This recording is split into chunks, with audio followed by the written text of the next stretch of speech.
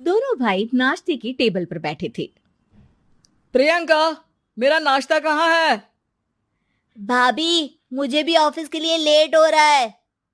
इस पर प्रियंका किचन में से दोनों के नाश्ते की प्लेट्स लेकर बाहर आती है। लो भाई, आप दोनों का नाश्ता। किसी को भी 1 मिनट का सब्र नहीं है।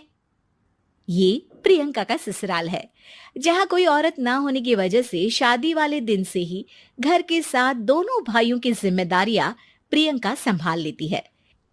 दोनों भाई शांति से नाश्ता कर रहे होते हैं कि अंकुश अपने भाई की प्लेट से पराठे का एक टुकड़ा उठा लेता है। आपको पता है ना, मैं खाना शेयर नहीं करता, फिर भी मेरे प्लेट में से खाना जरूरी है क्या? अरे हद हो गई है, मुझे नहीं खाना अब। अंकुर गुस्से में नाश्ता छोड़कर टेबल से उठ खड़ा होता है। अरे, ये कैसा बिहेवियर है अंकुर?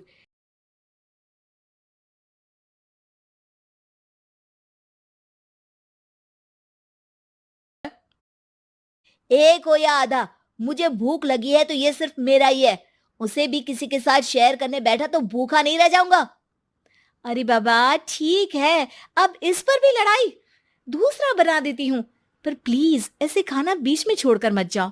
इससे अन्न का अपमान होता है। ओ प्लीज भाभी, ऐसी कोई चीज होती ही नहीं है। आपके पास पैसे हैं, खरीदो और खाओ। अगर नहीं खाया जाए तो फेंक दो। अरे दुनिया में सब यही करते हैं। अंकुर बैग उठाकर ऑफिस के लिए चला जाता है, जिसके पीछे उसका बड़ा भाई मायूस सा घर में खड़ा रह जाता है। जिसने बचपन से सोने की चम्मच में खाया हो, उसे दुनिया के बारे में क्या पता होगा।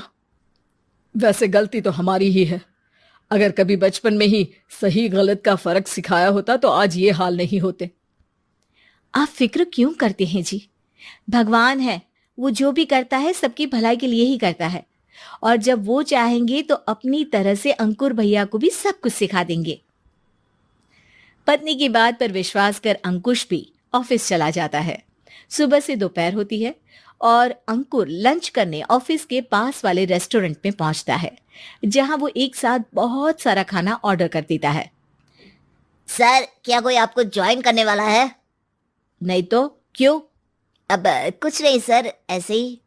वेटर चला जाता है और कुछ देर में अंकुर का ऑर्डर लेकर वापस आता है, जिस पर अंकुर सब डिशेस में से थोड़ा थोड़ा खाकर बाकी ऐसे ही छोड़कर बिल देकर चला जाता है।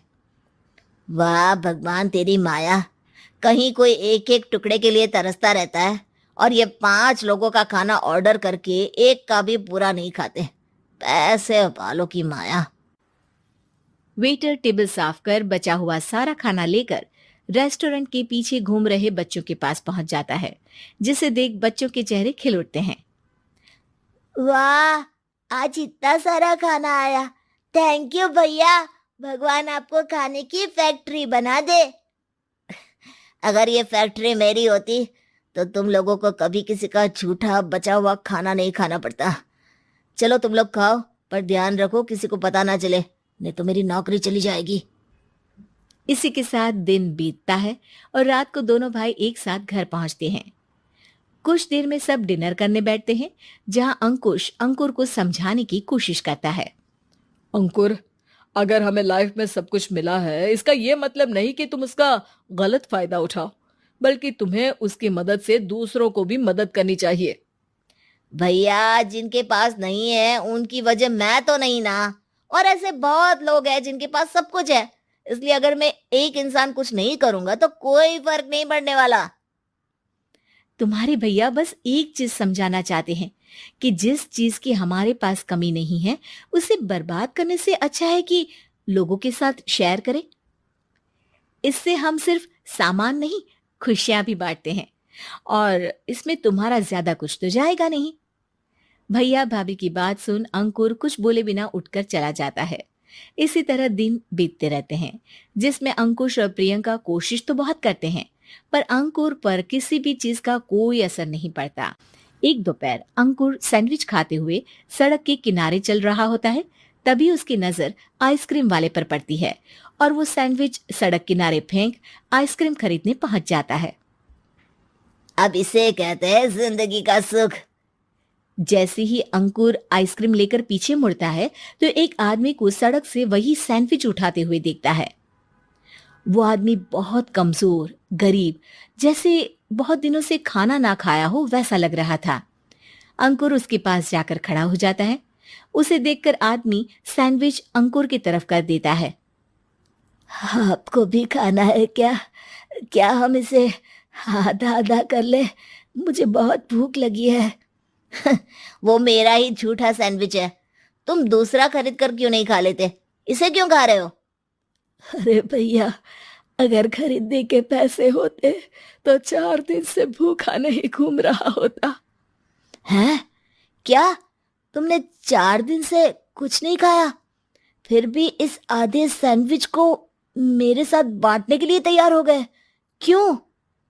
अरे भैया, पैसा नहीं है तो क्या हुआ, इंसानियत आज भी उतनी महंगी नहीं हुई और ना ही उस पर अमीर गरीब का टैग लगा है जो हम उसे रख ना सके। पर अफसोस, आजकल लोगों के अंदर पोषण, खून या विटामिन से ज्यादा इंसानियत की कमी होने लगी है। आदमी की बातों से अंकुर को समझ में आ जाता है कि वो आज तक कितना गलत काम करता आ रहा था। इसके बाद से वो अपनी किसी के साथ शेयर नहीं करने और खाने को बर्बाद करने वाली आदत को छोड़ देता है।